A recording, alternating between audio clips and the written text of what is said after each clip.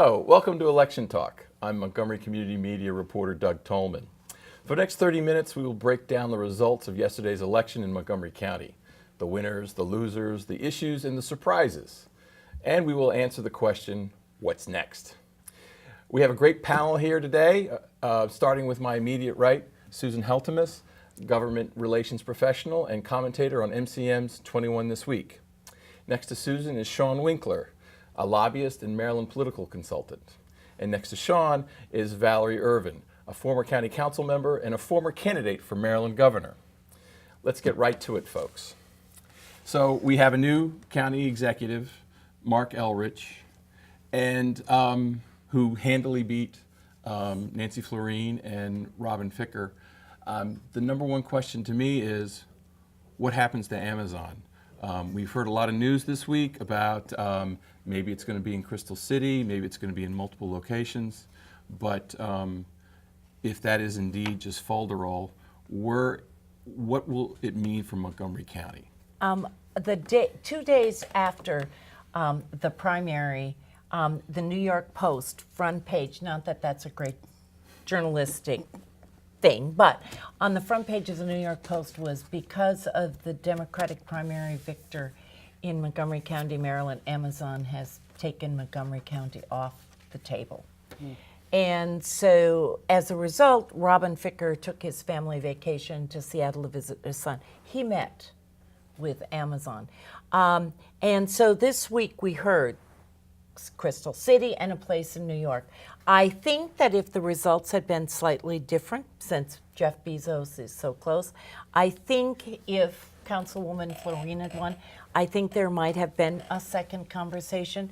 But there is real concern with a lot of people in the business community with Mr. Elrich's stance on business and his desire to do a lot of economic development. And I think that was shown with the vote total for Larry Hogan in Montgomery County. I mean, we're talking, almost 45% if you're rounding up on the last numbers I saw. But that's a split mandate if I've ever seen one. I mean, Hogan campaigned on Maryland's open for business, yet despite, $8 billion in subsidies, where's Amazon? I mean, I think this is an emerging story for the governor. I mean, granted, he had a great night. But this is a development, obviously, for the governor and Montgomery County here as well. And he had a 7.8% increase in his vote count from last time. Mm-hmm. Well, here's what I think. I think that Bezos is a very shrewd guy. And I think that Crystal City was on the short list all along. And I think that as people were watching polls and could see that Governor Hogan was going to win again, I think that opening was to take another look at maybe another place in Maryland. Now, whether that be Montgomery County or not, I don't know where else they were looking, but I can pretty much, and the rumors coming out of Virginia have been for the last 10 days, 2 weeks, because I've been hearing them myself, that Crystal City is indeed on the map. And properties have been taken off the rental list, right, in anticipation. So from my point of view, Mark Elrich has little to do with this. I think they already knew where they wanted to be prior to the election, although they were watching it very closely. Right. But if Amazon doesn't come to Montgomery County, how many people are going to blame Mark Elrich? There might be some. Right, and I think it's shared blame again, because I mean, we have Larry Hogan here, we're open for business, a loss with Amazon. We have obviously the county executive here who's caused some concerns from the business community and kind of that pro-development, anti-development, black and white, even though it's obviously more complicated. It's more complicated, and we really didn't have the infrastructure for it. So I think Bezos was also looking at a place that already had real deep infrastructure. He's still going to have to spend a lot of money. Right. I mean, Lord and Taylor, God bless him, weren't enough in White Flint. Yeah. So. Well, sticking with Mark Elrich, at the end of the primary, he made a big deal about wanting to bring David Blair onto his transition team. Our Mitty Hicks asked him if he would bring Nancy Florine onto his transition team, and we've got some video. In the primary election, you talked about a transition team, and you said that you would consider your then opponent David Blair on your transition team. Would you consider Nancy Florine on your No. transition Look, team? no, I would not. I mean, David Blair is a business person, and he has something to contribute. If I want advice on development, I'll invite somebody who's actually a developer to the transition team, not Nancy. Wow. Yeah. That is the gist of the personal animosity between those two people. I think it's deeper than personal animosity, or although I think that it's there. I think that Mark Elrich is going to have to reorient himself completely to become the county executive. I had coffee with him 2 weeks ago, and I can tell you the way his mind works, because I served with him for almost 8 years, is that he sees himself as a maverick and as someone who's not a person who brings people together. This is going to be his Achilles heel as county executive. And I think listening to that clip makes me a little nervous that he doesn't understand that he has to bring a whole bunch of people to the table, even those who didn't vote for him. And he's going to learn that the council has a lot more authority than the county executive does. So we might just be seeing the beginnings of some kind of turmoil between the council and the executive. And the further turmoil is going to come through with his animosity and his dislike of Governor Hogan. And the county executive has talked about that. He had a good relationship with Governor Hogan. And at his farewell at Strathmore, Governor Hogan gave a very emotional speech about his working with Ike Leggett in the good of Montgomery County and Maryland. That relationship is not there. If anything, Mark tends to antagonize that. And if he can't, he has some problems in Montgomery County. And if we don't have the cooperation and the coordination with Maryland, with the Kerwin report and everything else coming down, we could be in trouble. And so, Mark, I congratulate Mark. I wish him well. He's got to sit down and reflect on the way his leadership style is going to be. But I think Mark's voters have a point on why they took this so personally with Nancy. I mean, there's a thing called a primary, and Nancy chose not to, really contest that, and we had such a heated debate with Blair. And you can see Elrich bringing him into the circle because his supporters feel like that was a fair and square fight. Where Nancy, long history as a Democrat, comes in last minute, raises a lot of business money, and then all we see are signs up and down the pike and, almost out of nowhere. And I think they have a legitimate beef there. But here's one takeaway, and I'll be really brief, from this election last night, and that is Hogan's popularity had a lot to do with his ability to go across the aisle. And I'm going to go back to what I said in the beginning. To govern means to include everyone at the table.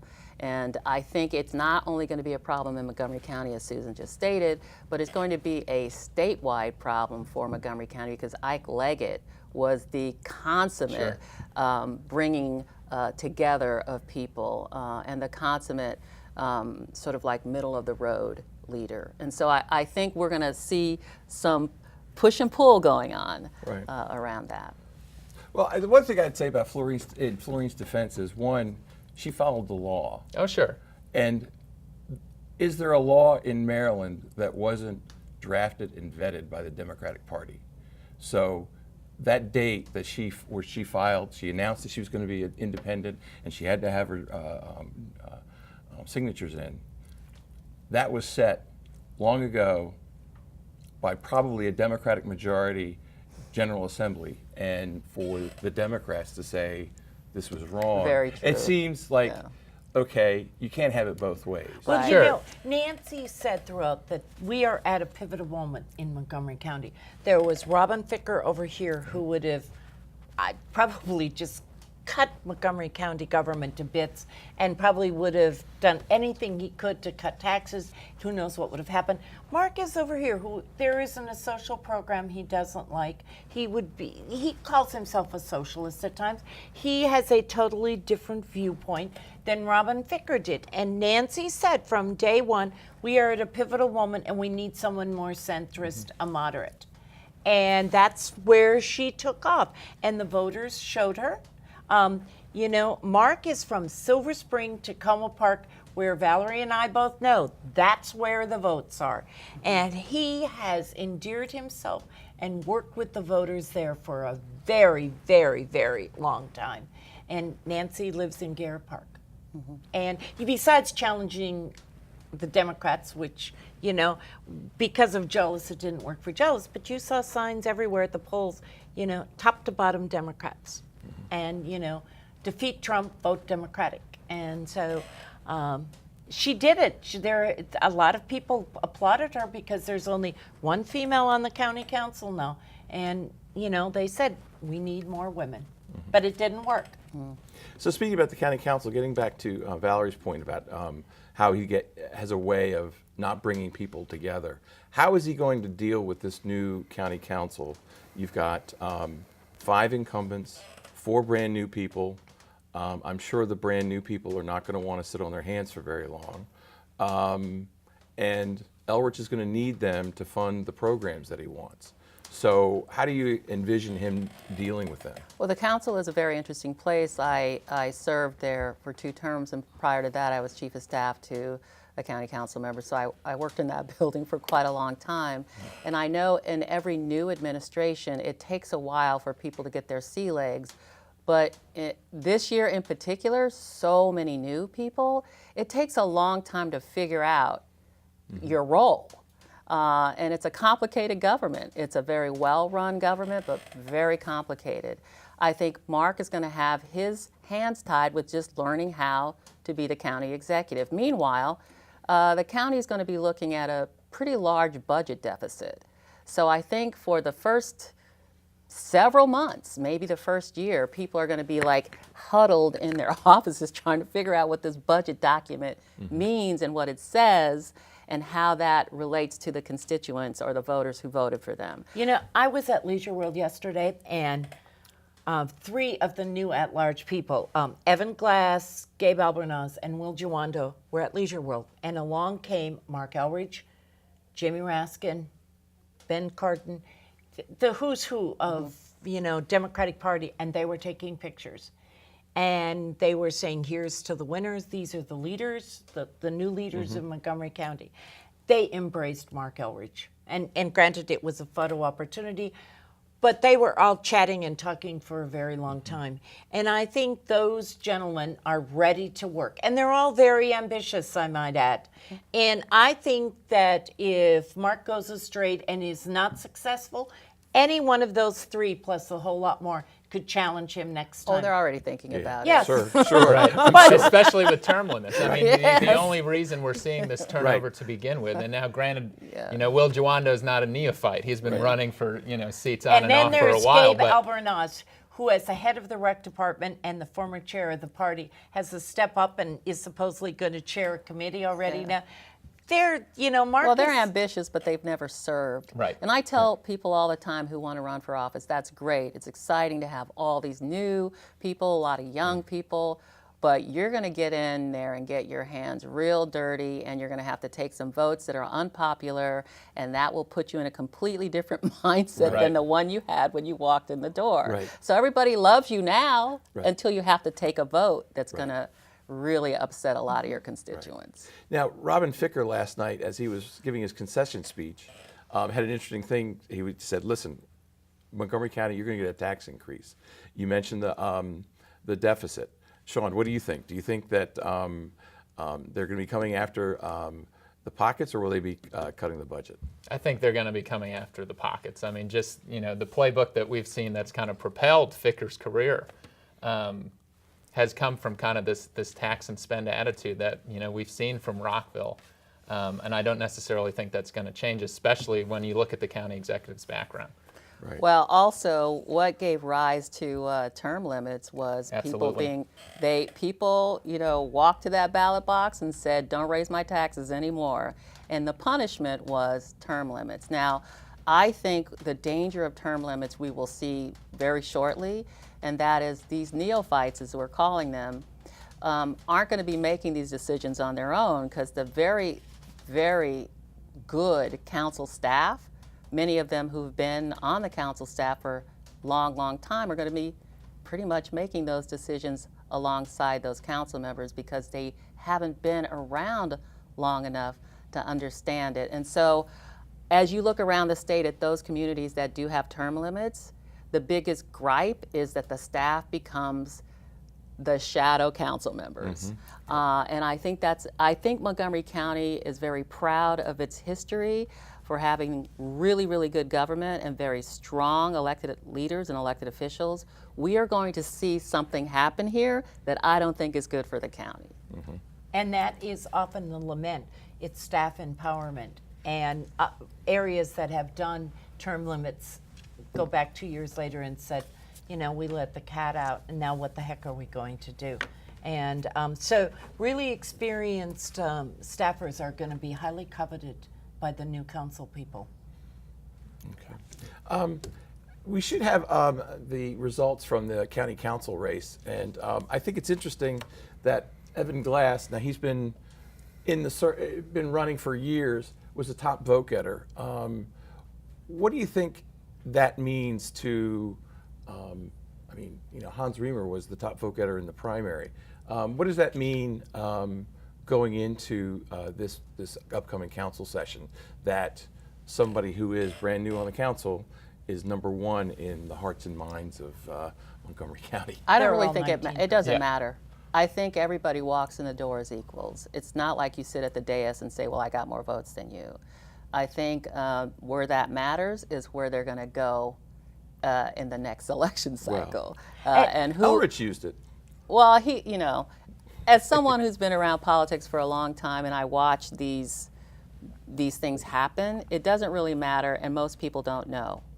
Most people on the street do not Okay. know But do that you- Evan Glass got 19%. Well, Well, but he's going to tout that. I Right. might say that based on something that Valerie said earlier about you have to take votes, and Mark Elleridge is going to say yes, and he's going to have to learn to say no. Hans Riemer has a voting history, and he has a track record, and he came in last of those four. Not by a lot of difference, but Valerie is right. Once you take a vote, you begin to have people upset with you. And, you know, Mark has been able to hide himself within 9 people. Now he's out front, and it'll be interesting. Last night on the show, John Herson talked about that. You know, you got to be careful, and Hans learned that. Right. So this was supposed to be the year of the woman. We've got Nancy Navarro on the county council. She's the only woman. This is- Incoming president of the council, I might add. you would think a county as progressive as Montgomery County would be much closer to 50% membership on the council. Frederick, for crying out loud, has a woman county executive. What's wrong here? I really do think there is something wrong here, and I mean, I started running for office back in 2004 on the Board of Education was my first race. And what I'm seeing happening here is that we forgot we have to build a base. There's no bench. So if, God forbid, anything should happen to anybody in elected office, we would be hard pressed to go find a woman who could run and actually win. So it's difficult. I used to do this nationally before I came back last year to run for office, and that is it requires being very intentional about it. Like, now we need to find some women to run for office nationally. Last night, what did we see? Right. Was like It's a pink wave. unbelievable numbers of women who won and ran across the country. And in competitive seats. And very competitive seats. And then we come home to Montgomery County and we see no women on the council except Nancy Navarro, who had a pretty safe seat in District 4. But she's going in as the council president, and what most people don't know, it's her job to choose the new chairs of the Right. committees, which Right. is a very important and a Right. very She'll be a very powerful woman very powerful this on year. that council. Absolutely. However, she is the only one. Yeah. And it's interesting, Maryland Balcom. Craig Rice is going to be termed limited, and Maryland Balcom, who ran at large, she lives in Gaithersburg, was not able to garner the votes needed in a primary from down county. She has already begun Good for her. to replace Craig. And Right. the irony was, when Craig first ran, she was going to run, and unfortunately, she got breast cancer. So she had to step back. She said, Craig, you have my blessings. Well, now Craig is going to be able to do the same for her. So she's the president of the Gaithersburg Germantown Chamber of Commerce. She's already there. Day one, she is probably out there working. I know she's working. And so that is some sunshine in terms of women in the future. And Nancy's term will be up next time, and I think Tom Hucker, I don't know, there's a couple will be up. So we do have to work on that. And we have a couple of people new in the House, and the school board is all women. And I see a couple of women on the school board. Carla Silvestri is one who might be a bright spot in the offing as that bench, as Valerie talked about it. So we need to do better. And the lack of bench, I think, was apparent in kind of the Democratic primary. No offense or anything, you know. No. But None you know, you taken, look right? at the candidates to begin, and you know, the most prominent female candidate at the start is arguably a DC resident. So I mean, there was a major problem in the Democratic primary as far as a bench of talent, and you know, a lot of victories in counties for Democrats. You know, Hogan's coattails were non-existent. And perhaps this bench is being built, just not in Montgomery And you know, County. Valerie works in Prince George's County now, and there is a new female executive, also Brooks, in Prince George's County. They have a deep bench there. Yes. And they've been working on it for a very long time. I think we're more prepared statewide for a woman to step into the next governor's mansion in 2022 than we are maybe in Montgomery County Right. getting a woman on the council. And that's saying a lot. And so I think we have 4 years, as Susan was saying, to get ourselves, have our heads wrapped around this, about how we want to start building that bench. And especially, look, women of color, when we do the next census, most people don't know actually that Montgomery County is a majority minority community. And when you look around, and we've seen this nationally, women of color are actually stepping into their own right now, and we need to see more of that. I was the first African American woman on the county council, and there has been no other since me, and that's not a good thing. And so we need to do more. When there can be 2 Muslim women and 2 Native American women in Congress, we should be able to do better here. You bring up the census. What about, say, gerrymandering or less Redistricting. Let's talk about redistricting. Yeah. Because we are a majority minority county, it should be, I won't say easy, but it should be doable that we could have far more minority majority districts that are represented by minority. Well, you know, we tried that. If you'll recall, under Governor O'Malley's leadership, there were only a few of us, and Anislo Gutierrez and myself and Donna Edwards and a few others really fought the redistricting map. Aisha Braveboy, who chaired the caucus and state's attorney now. and the state's attorney now, we tried to fight to put forth 4 different maps that did exactly what you just described, Doug, and none of them were accepted.